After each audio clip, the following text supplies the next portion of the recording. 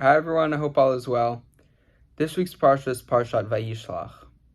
And in this week's Parsha, there's a very interesting episode everyone's familiar with. Right? It's when Yaakov is about to meet Esav, his brother, after years of not seeing him. Right? He's very scared, he's openly scared. And he goes to sleep at night, and he wakes up in the middle of the night. He, I guess, wakes everyone up, moves them, right? And then he goes back for these jugs he left at the original campsite, and then he has this whole interaction with the common opinion is with the Malach of Esav, right, with the angel of Esav, and they fight, and then what happens is he gets struck on the thigh, right, the Gira Nasha, and then he gets renamed Yisrael, and then the story goes on, he goes meets Esav, whatever. But what is this whole instance where he gets up in the middle of the night and moves everyone and fights with an angel? Like, what's going on here? So when thinking about it and looking into it, because I couldn't really formulate my own opinion, I saw that there was a Rashbam on this, and the Rashbam took a very interesting approach to analyzing this episode.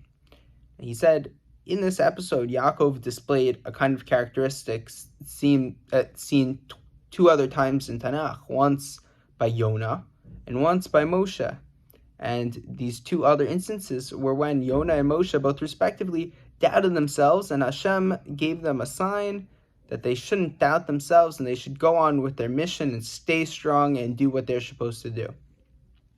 Right? So here Yaakov, he's coming from spending years with Lavan, his wicked father-in-law, and this is the last straw. He just has to get through Esav, and then all these brachot blessings that Hashem promised him, right? They're all there for him. He gets the land of Israel. He doesn't have to worry about much at all.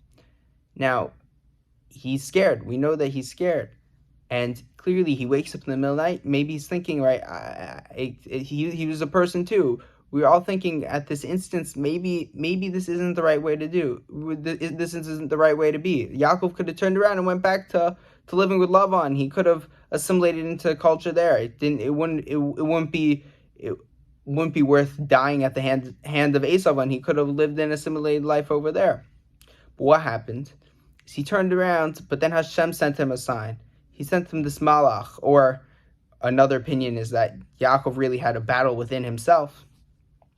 And we see that Yaakov, on second thought, really pushed through and strived for what's right.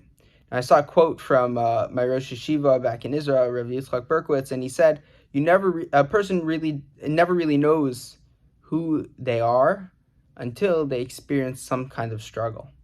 Now, this is a message embodied within the Rashbam of reading through this episode of Yaakov in this week's Parsha, that really Yaakov only really gets the name Yisrael, his real name, until after he deals with the struggle.